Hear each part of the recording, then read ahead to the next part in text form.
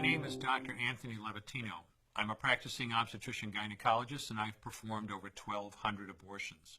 Today I'm going to describe a second trimester surgical abortion called dilatation and evacuation, or D&E. A D&E is performed between 13 and 24 weeks of pregnancy. After administering anesthesia, the abortionist uses a weighted speculum, like this one, that opens the vagina widely. Because second trimester babies are so large, this greater access facilitates a late-term abortion. Late-term abortion requires that the cervix be prepared 24 to 48 hours in advance with laminaria. Laminaria is a type of sterilized seaweed that absorbs water over 8 to 12 hours and swells to several times its original diameter. Once removed, metal dilators can be used to further open the cervix as needed. Once the cervix has been stretched open, the suction tube is placed inside. A baby at 20 weeks gestation is as big as the length of my hand, from head to rump, not counting the legs.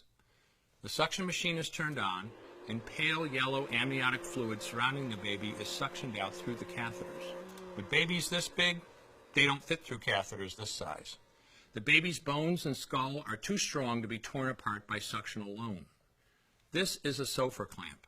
A Sofer clamp is made of stainless steel. It's about 13 inches long. The business end is about 2.5 inches long and 1/2 inch wide, and there are rows of sharp teeth.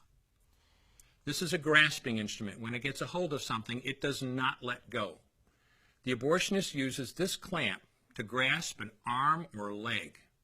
Once he has a firm grip, the abortionist pulls hard in order to tear the limb from the baby's body.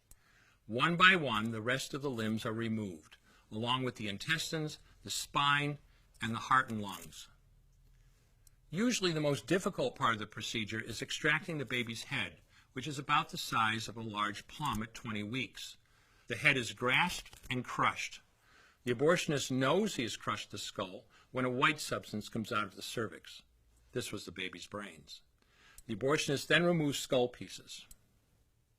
He removes the placenta and any leftover parts of the baby with a curette, scraping the lining of the uterus for any remaining tissue. The abortionist then collects the baby parts and reassembles them to make sure that there are 2 arms, 2 legs, and all the pieces. Once all the parts have been accounted for, the abortion is complete. For the woman, this procedure carries a significant risk of major complications, including perforation or laceration of the uterus or cervix, with possible damage to the bowel, bladder, and other maternal organs. Infection and hemorrhage can also occur, which can even lead to death. Future pregnancies are also at greater risk for loss or premature delivery due to abortion-related trauma and injury to the cervix. As I mentioned at the beginning, I'm Dr. Anthony Levatino, and in the early part of my career as an OBGYN, I performed over 1,200 abortions. One day, after completing one of those abortions, I looked at the remains of a preborn child whose life I had ended, and all I could see was someone's son or daughter.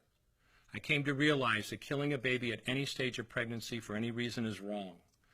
I want you to know today, no matter where you're at or what you've done, you can change. Make a decision today to protect the preborn. Thank you for your time. I will no longer do any more abortions.